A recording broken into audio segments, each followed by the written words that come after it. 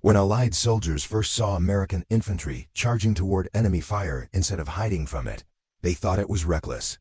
But German officers watching from the other side didn't call it reckless, they called it terrifying. In World War II, especially in the European theater, American troops developed a habit almost no other Allied army used on a large scale. They counterattacked instantly.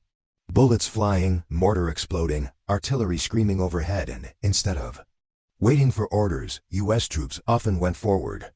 But why? Why did Americans rush toward danger while British, French, and even Soviet soldiers frequently took cover first? The answer didn't start on the battlefield. It began with training. Before American soldiers ever set foot in Europe, they were drilled with a belief that sounded simple, but changed everything. Offense is survival, not defense. American instructors didn't want soldiers to hide and wait. They wanted them to break the enemy's rhythm. Hit them before they could reload. Advance before they could reinforce. Punish them the moment they tried to move. Other armies taught their men to hold ground. The U.S. taught theirs to take it immediately. That mindset exploded into reality at places like Normandy. German machine guns pinned down U.S. infantry on the beaches, and while many Allied units dug into the sand for protection, American squads crawled forward, sprinted in bursts, and used grenades and rifle fire to close distance. They weren't being heroic. They were doing exactly what they had been trained to do. Don't let the enemy settle. The longer you wait, the more certain you are to die. Move fast, and you might break their grip before it tightens. And German commanders couldn't believe it. They expected the Allies to behave like they had in World War I: bunker down, take cover, wait for artillery support, then advance slowly. But the U.S. shockingly pushed forward in small, aggressive bursts, often without waiting for perfect support. It wasn't logic to the Germans, it was chaos, but it worked. Because American soldiers didn't just counterattack quickly, they counterattacked creatively. Here's the retention hook you need to keep in mind. U.S. troops weren't braver than everyone else. They were structured differently. American squads were built around a weapon no other army used this way: the Browning automatic rifle, the infamous BAR. Most nations put machine guns only with support units. America put one inside almost every small squad. That meant even a small group of American soldiers had the firepower to attack immediately without waiting for someone else to show up. With a BAR blasting and riflemen flanking, they could flip a defensive disaster into a sudden assault. It wasn't just weapons or training.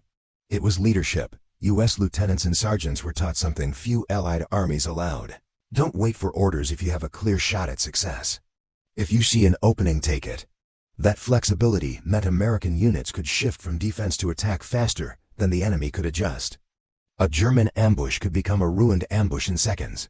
But here's the twist that made it unstoppable. American troops didn't just counterattack immediately because they wanted to win.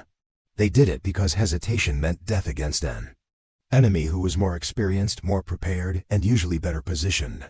They didn't choose aggression because it looked heroic. They chose it because it was the only way to stay alive. American Gs weren't fearless. But they were told over and over again, don't wait to die. That's what set them apart. In Italy, in France, even in the Pacific, U.S. forces developed a chilling reputation among their enemies. Japanese soldiers wrote in letters home that the Americans are fast, they never stop coming. German officers in North Africa complained that U.S. troops don't respond predictably, they charge before we can regroup. This wasn't a coincidence. It was doctrine. The deeper truth is this: America had the luxury of building a new doctrine while most other nations were stuck in the scars of the last war. Britain had fought since 1939 and leaned toward caution. France was traumatized from World War I and leaned toward defense.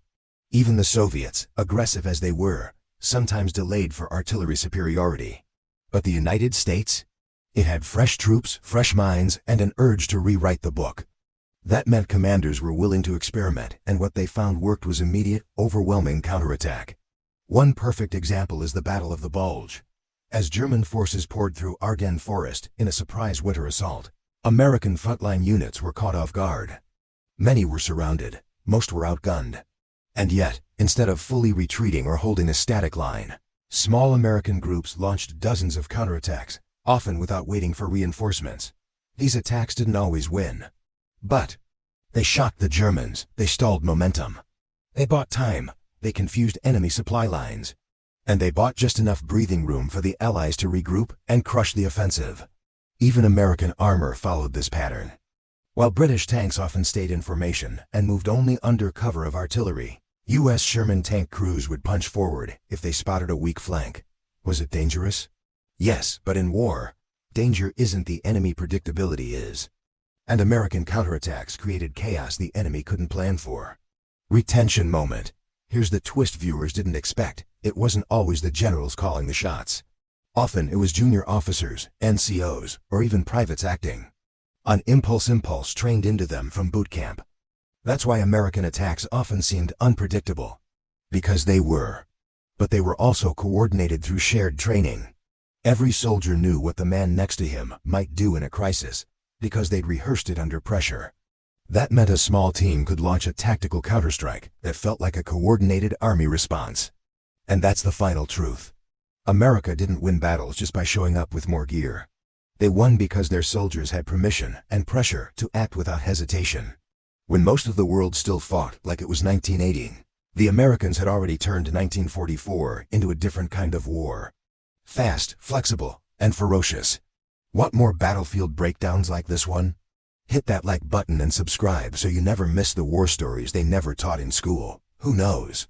In the next episode, we might uncover how a forgotten unit of American engineers stopped an entire panzer division with nothing but flamethrowers and guts.